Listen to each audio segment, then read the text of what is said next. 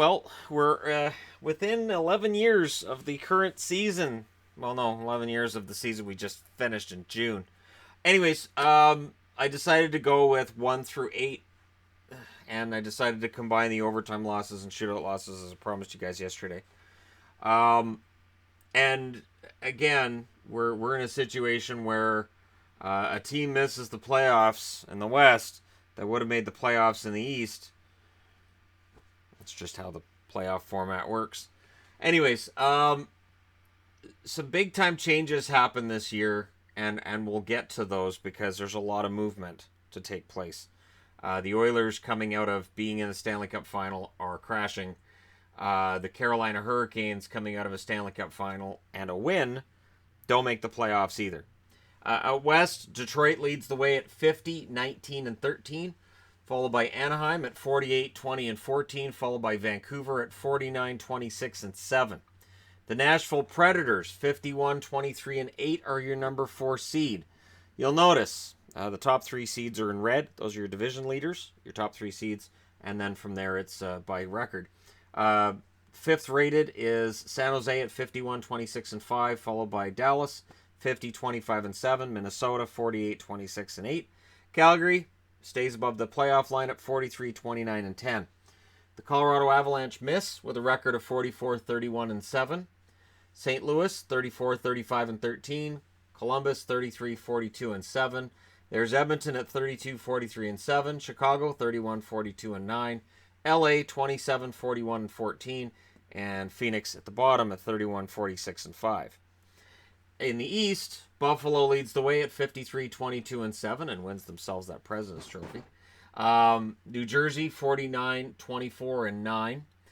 Atlanta, 43, 28, and 11. So this is the one time the Atlanta Thrashers make the playoffs.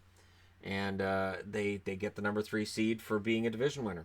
Number 4 seed is Ottawa at 48, 25, and 9, followed by Pittsburgh, 47, 24, and 11. The Rangers, 42, 30, and 10. Tampa, 44, 33, and 5. The Islanders, 40, 30, and 12, are 1 point ahead. And I still remember, I want to say Dublowicz was the goaltender when they clinched it over Toronto. And Toronto just missed the playoffs, and Toronto fans were so angry. The Leafs finished at 40, 31, and 11, followed by Montreal, 42, 34, and 6. Carolina, 40, 34, and 8. So they only missed by 4 points. Florida, 35, 31, and 16. The Boston Bruins, 35, 41, and 6. Washington, 28, 40, and 14. And Philly, 22, 48, and 12. They bottom out bad that year. Award winners, Hart Trophy goes to Crosby. The Art Ross goes to Crosby. The Rocket Richard goes to Vinny LeCavalier. The Calder goes to Evgeny Malkin. So we're starting to see some guys that are still playing. Lidstrom gets the Norris because he's still playing. The Vezina goes to Brodeur, which Canuck fans did not agree with at the time. It's weird because Roberto Luongo finished second in voting for both the Hart and the Vezina. And the Vezina vote was so close that year. Really, really close. There was only 6 points separating the two. So it was hard for fans on the West Coast. The Lady Byng, Datsuk wins that, because of course he does. The Selke goes to Rod Brindamore. The Adams goes to Alain Vigneault in Vancouver. The Jennings goes to Backstrom and Fernandez of the Minnesota Wild. The Conn Smythe goes to Scott Niedermayer. The Masterton goes to Phil Kessel. The King Clancy goes to Saku Koivu. Your first and second team All-Stars from that year. First team, Crosby in the middle, Solani and Heatley on the left wing. Healy, 2007, 50 goals. Big year for him. Lidstrom and Niedermayer on the blue line, and Brodeur is your first team goaltender. First and second team vote were close too. Second team All-Stars, Joe Thornton at center, St. Louis and Vanek on the wings, Pronger and Boyle on the blue line, and Luongo in net. So, and the book that I was losing, I don't know what it is with the Hockey News getting it wrong. They had Volchenkov as a second team All-Star, and I'm like, no. What in the world? Anyways, trades. This was a big year for trades. Roberto Luongo on June 23rd of 2006 is traded with Krejcik to Vancouver for Brian Allen, Alex Auld, Todd Bertuzzi. And that is a trade that changed Vancouver's fortunes and Florida's. Absolutely. June 24th, 2006, Andrew Raycroft is traded to Toronto in exchange for the rights to Tuukka Rask going to Boston. A trade which Toronto heard about for many years. July 3rd of 2006, Chris Pronger is traded to Anaheim by the Edmonton Oilers for Schmid, Lupul, a 2007 first, a 2008 first, and a second. None of those became star players. And it was about as much as you could get for Pronger at the time. And I don't know where to start with this. Like, Chris Pronger being traded out of Edmonton was a huge scandal at the time. His wife didn't want to be in Edmonton, was the rumor. But I don't think Pronger fought very hard against leaving Edmonton. I think it was, oh, well, she's the boss. What can I say? And it was weird because he was vilified in Edmonton from that point going forward. July 9th of 2006, Havlat and Smolinski are traded to Chicago for Barinka, Pricing, Hennessy, and a 2008 second. And I'll go ahead and give the win to Chicago on that trade. September 29th, 2006, Tverdovsky and Jack Johnson are traded to LA for Tim Gleason, Belanger going to Carolina. And I give that win to LA, and I've mentioned that in videos before. February 15th of 2007, Peter Forsberg, and there's a video uploading as I record this of the career of Peter Forsberg, is traded to Nashville for Perrant, Upshaw, and a 2007 first and third. Not bad for a rental. And at that point, Forsberg was no longer Peter Forsberg.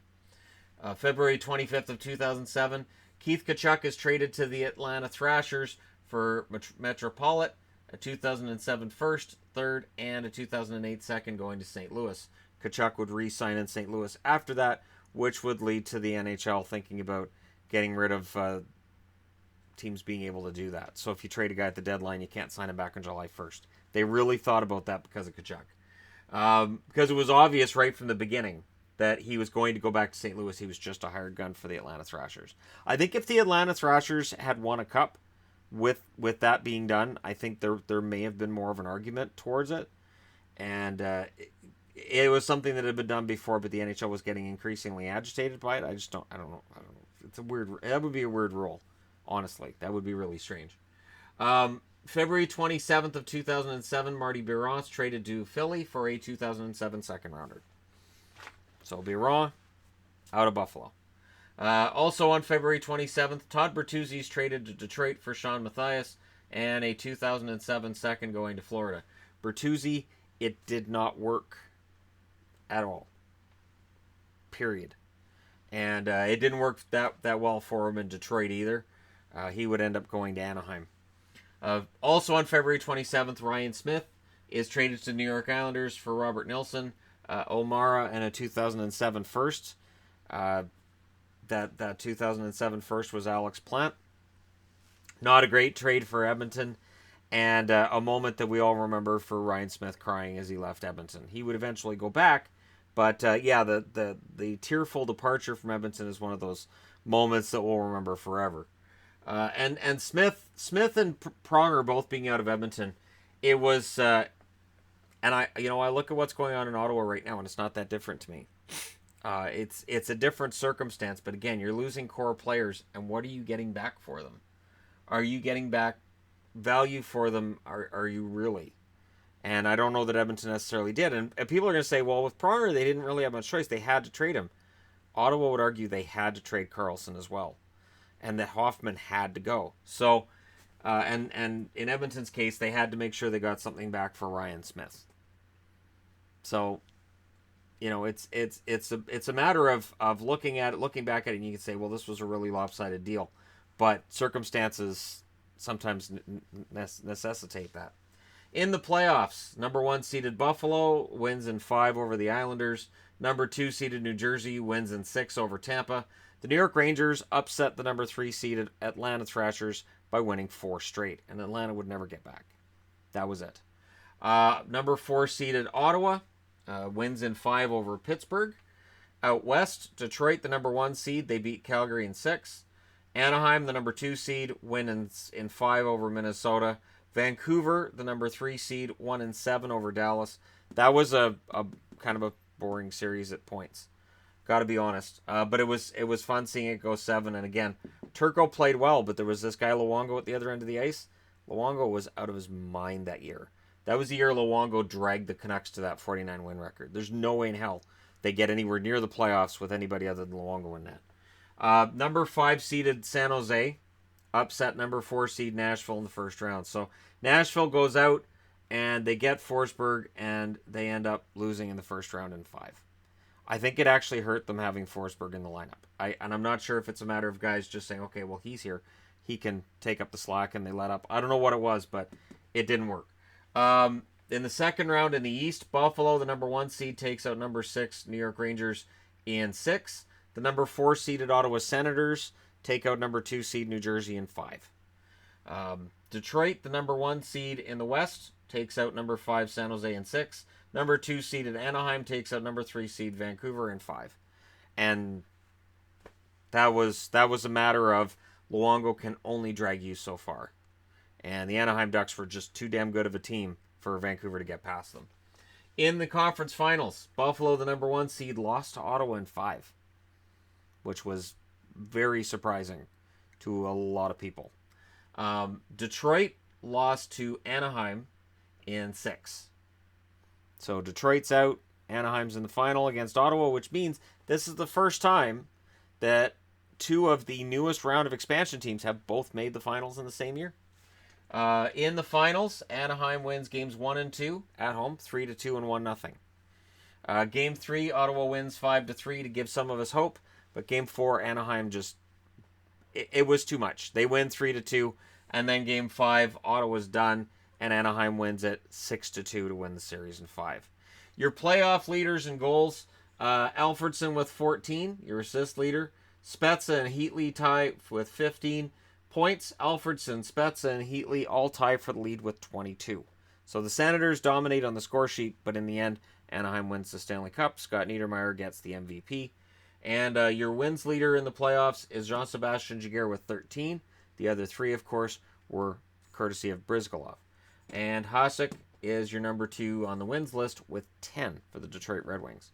But Hasek's time's coming again. So there you go. The 2006-2007 season, which saw a lot of big names get moved. A year out from end of the lockout, teams started really moving players around. And it's at a level, I think, when I look at it right now, I think this year we may look back on as a year where a lot of big names moved. Because there's still 1 or 2 that I think we're going to see moved by the deadline. But that was a big year. But let me know what you guys think in the comments section below as always. Don't forget to hit like and subscribe if you're browsing your way through. You just happened upon this video. Thank you guys so much for watching. I'll talk to you again soon.